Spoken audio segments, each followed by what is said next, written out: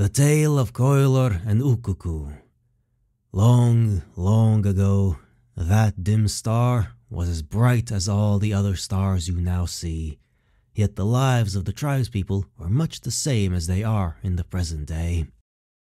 To you, this way of life may seem overly familiar, perhaps nothing special, even lacking in excitement, but for Qoyllor, who lived on that star, it was anything but ordinary. Though the star that Qoyllor lived on was the one that was closest to the tribes, yet still she was inestimably far away from her brothers and sisters. Like you, she was always full of curiosity for things she didn't understand.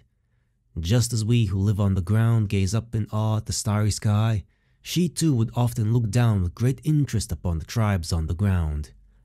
But one day, Qoyllor leaned too far forward and accidentally fell from the sky. Falling to the ground, the star lost its former brilliance, and her power shattered into fragments that were scattered across the land.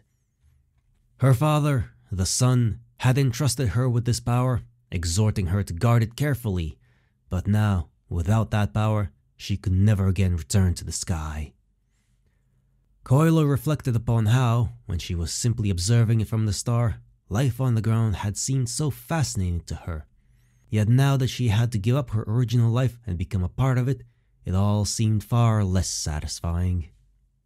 For a long time, Qoyllor wandered alone, facing many dangers, for the wilderness back then was far more perilous than it is now. Yet despite her tribulations, she found nothing. Later, by utter chance, she met Ukuku, a hunter from the tribe, and things began to change. Ukuku was a fierce warrior, as strong and silent as a bear. Upon learning of Qoyllor's plight, he agreed to help her search for the scattered shards of her star, then send her back home. He prided himself on his skills as a hunter, both his prowess in the chase and, of course, his mastery of the art of tracking too. So, side by side, they set off on their roamings. They climbed high mountains and scaled great peaks, ventured into deep ravines and gloomy caverns, and in the process, defeated hordes of enemies and made scores of friends. Under Ukuku's watchful guidance, Qoyllor grew accustomed to life on the ground. Just like you and me, perhaps even better than some of us, she hunted, fought, and rested with saurians, recounted the incredible stories she had heard from the mouths of the storytellers to the children of the tribe, ate tatakos, and chased after moneto. Yet occasionally, on those nights back then unlit by glowing graffiti, the stars in the night sky would suddenly remind her of her distant home. Now, she was even further from her brothers and sisters. Did they miss her too?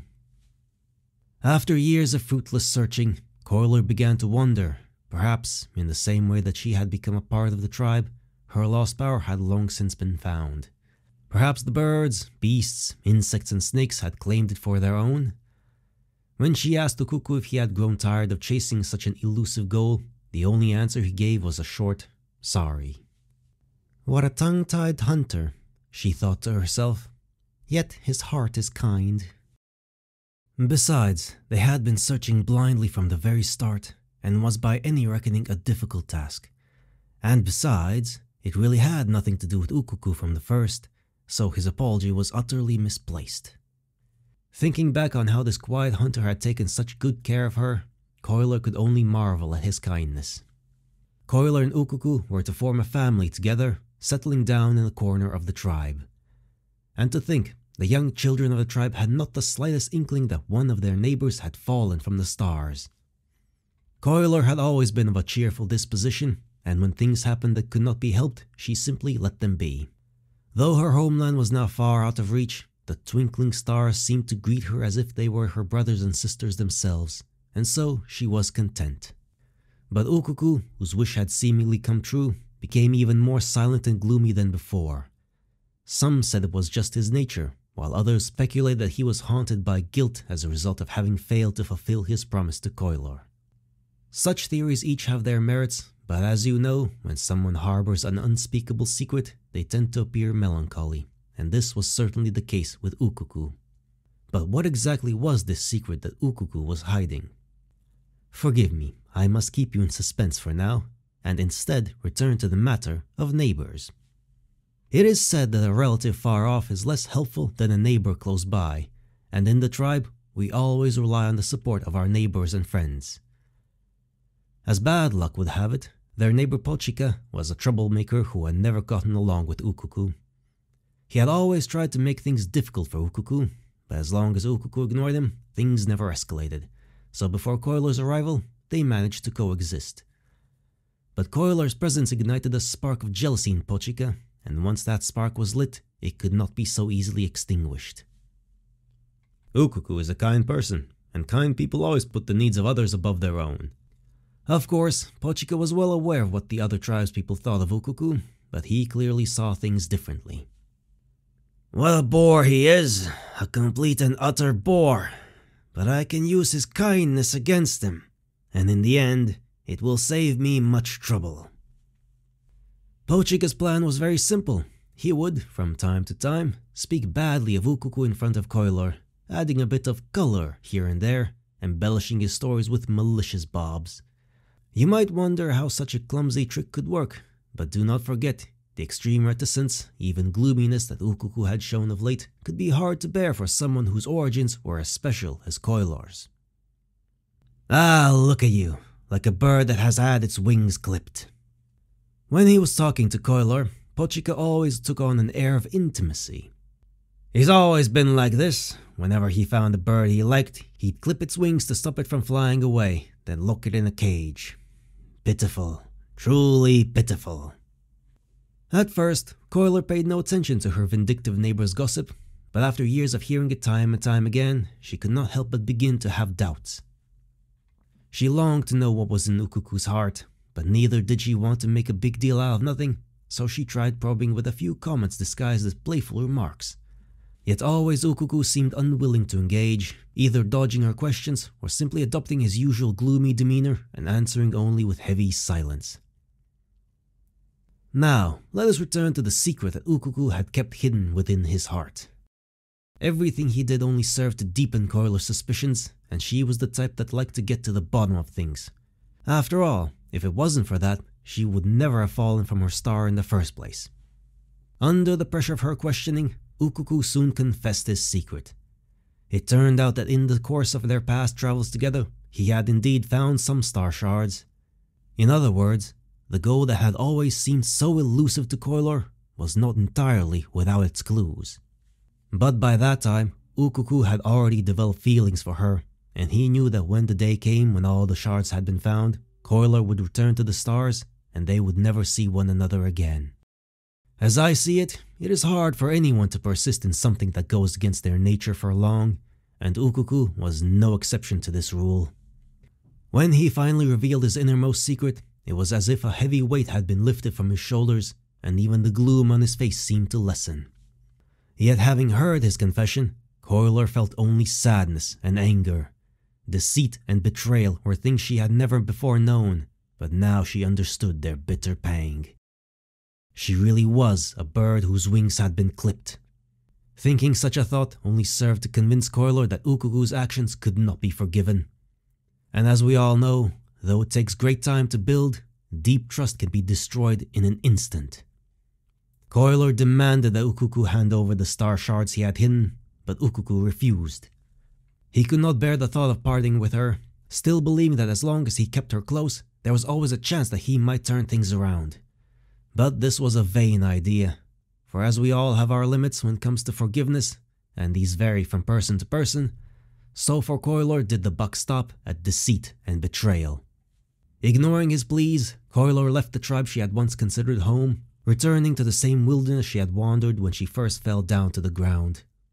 But this time it was different. She knew what she had to do. Like a true person of Natlan, she left a huge work of graffiti on the vast expanse of land. How big was it? Though it can now be seen no longer, it is said that those who witnessed it at the time remarked that it might well have been bigger than a volcano. You could not have missed such a gigantic piece of graffiti, even if you were gazing down from the sun itself. And indeed, that was her intention. Let her lost power be, she thought to herself. Whether hidden by Ukuku or claimed by the birds, beasts, insects and snakes, it mattered not, for she could always turn to her father, the one who had bestowed this power upon her in the first place, and was willing to accept any punishment that might come her way. And lo, Qoyllor's sun father saw her plea, quickly bringing her back to the sky. That star that had lost its power became dim, and was now almost invisible unless you looked very closely. Would Qoyllor still look down at the land, observing the lives of the people below as she once did? I do not know the answer to that, but what is certain is that she was reunited with her many brothers and sisters, returned to a place that even the mightiest Iktomisaurus could not reach. As for Ukuku, who had been left behind, his deceit and betrayal angered the sun. As punishment, he was blinded by the sun's golden arrows. From then on, wherever he went, the sun would retreat behind the clouds, leaving him without a trace of sunlight. Even their child, Kuntur, who was still very young at the time, was affected by this. As a result, he was unable to form a single friendship with any Saurian until he had grown up to be a young man. But as for Kuntur's adventures thereafter, well, that is another story entirely. The Tale of Kuntur. After Qoyllor had returned to the skies, Ukuku, blinded by the sun's golden arrows, remained within the tribe, raising the still young Kuntur alone. All within the tribe knew why this had happened, and though they did not banish father and son, who had naught save each other to depend on, from their midst, they still feared and shunned them. Kuntur, who then could not even speak, became dragged into all this. Like his taciturn father, wheresoever he trod, the sun would retreat behind a thick layer of clouds, depriving the world of its light. Who, then, could say if the sun's ire would not also fall upon those close to them? None of the tribespeople dared to brave such misfortune.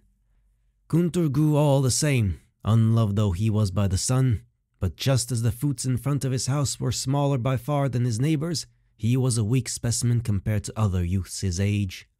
This poor child never knew the touch of the warm sun upon his skin, so he was sickly pale as opposed to ruddy as his peers were. But his eyes shone like the stars, just like his mother's. It was those bright, starry eyes that had first drawn his father in, that had driven him to make his foolish decisions, bringing judgment upon himself. Could any Iktomisaurus not like basking in the sun? Kuntur asked Ukuku one day. Ukuku did not reply, and merely whittled his arrows in silence. Though blind, he was a fine hunter still. It was only natural for Kuntur to ask such questions, for in those days, which child of the tribe was not inseparably bound to their saurian companion? Kuntur thus wished for a companion of his own, but it was evident that no Iktomisaurus would willingly live in the shadows. Though they may be more active at night, we now know that they would never assent to being utterly deprived of sunlight. Kuntur searched long and hard, but he could not find an Iktomisaurus who loved not the sun to be his companion. As for Ukuku, his father and sole support, he only cared for hunting and feeding his son, giving no thought to saurian companionship. This was little wonder, for Ukuku's own companion had chosen to be Qoyllor's helper when she left the tribe, returning to the wilds with her. Ukuku had grown used to being without such a companion, just as he was now used to having neither sight nor sunlight. He even thought that Kuntur might also grow accustomed to this and cease asking, and so remained silent in response. Fortunately, Kuntur was only half alike to his father, or the story would have ended here. He was never the sort to take things lying down, and he was certainly not going to let people make him a laughingstock for failing to find an Iktomisaurus companion. All those children who mocked him received their due reply, albeit with fists rather than words. In the beginning, he always lost, which was quite understandable. He was small, and his fists lacked strength. And as they watched him sit on the ground, dust and dirt caking his face, the children who laughed at him laughed all the harder. But slowly, they no longer did so, nor did jokes at his expense come so freely from their lips. For they found that Kuntur learned quickly, and his strength surged in pursuit of theirs, such that his fists were persuasive indeed, even in the absence of a saurian companion. But Kuntur was not satisfied with merely reducing loud mockery into low murmuring. He knew now that strength could at least force half-grown children to give the appearance of acquiescence, but he still lacked a saurian companion of his own and remained unloved by the sun. Though many adults in the tribe were neither hostile nor friendly toward him, he did not like the looks in their eyes. And so, Kuntur decided to do something remarkable to prove himself. If he did that, no one would ever look down on him again, and surely there would be a Saurian willing to be his companion. His chance came soon. One day, an old man in ragged clothing came to the tribe asking for water. The people took pity on him, and one of them invited them into their home. "We are all kind-hearted people here. You must have come from a faraway place, dear guest, so stay and enjoy our hospitality." Indeed, you are all kind people. In that case, treat me to the best you have. I'm starving over here. The master of the house did indeed provide the best food to the guest, but 7 days and 7 nights later, the guest was still not satiated. "Is there anything else? Well, is there? Now, don't be shy. Serve it all up." The master of the house would kindly ask the guest to leave, though not because he had nothing left to be eaten, but because he needed to consider his family and himself. "I have put him up and had him fed and feasted for 7 days, proving my kindness of heart. Now it is someone else's turn." Kindness is a pleasant word, especially when used to describe oneself. And so the tribespeople gave this ragged old man all manner of things, but none could satisfy his bottomless desire. In the end, all could do nothing but shake their heads, wave their hands, and ask him to depart. Only Kuntur's house did not entertain the old man. "You are a kind soul too. So, what will you host me with?" "Ha! No one has ever called me kind. I have nothing to share with you. And even if I had, I shan't give you any. You've eaten, drank, and taken more than enough." Seeing how Kuntur chased the old man away, many in the tribe could not help but ridicule him again. But none could have anticipated that this old fellow dressed in tatters was the infamous sorcerer Rumi in disguise. Those who had promised him hospitality, yet who could not satisfy his appetites, he bewitched with his dark arts, and by the time they awoke from their nightmares, he had long since captured all their Saurians, leading them away. Many in the tribe had already heard the terrible rumors concerning Rumi, and while none could say what terrible scheme he meant to carry out with their Saurians, all knew that failing to stop him would bode ill.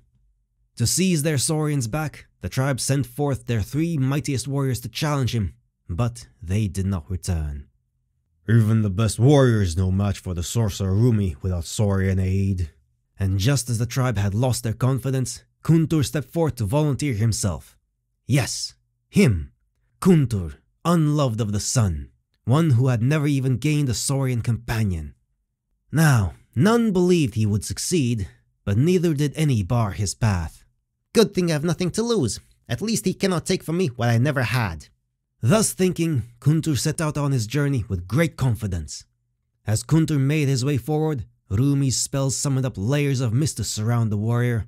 He knew that Kuntur was hated by the sun, and so could count on no sunbeams to scatter the mist for him and light the way. But Kuntur had learned the hunting arts from his blind father since he was a boy. Though he was as good as blind, sounds and smells guided the way for him, and the magically manifested mists could not snare him. One ploy having failed, the sorcerer Rumi deployed another, sending for 3 talking pakpakas to come before Kuntur with both threats and temptations. These 3 pakpakas were the 3 warriors the tribe sent forth, who had each been defeated due to their own weaknesses and turned into this form by Rumi. They did not believe Kuntur, unloved of the sun, to be superior to them, and so they spoke the very deceptions Rumi had snared them with, attempting to trick Kuntur. But Kuntur would not fall for such trickery.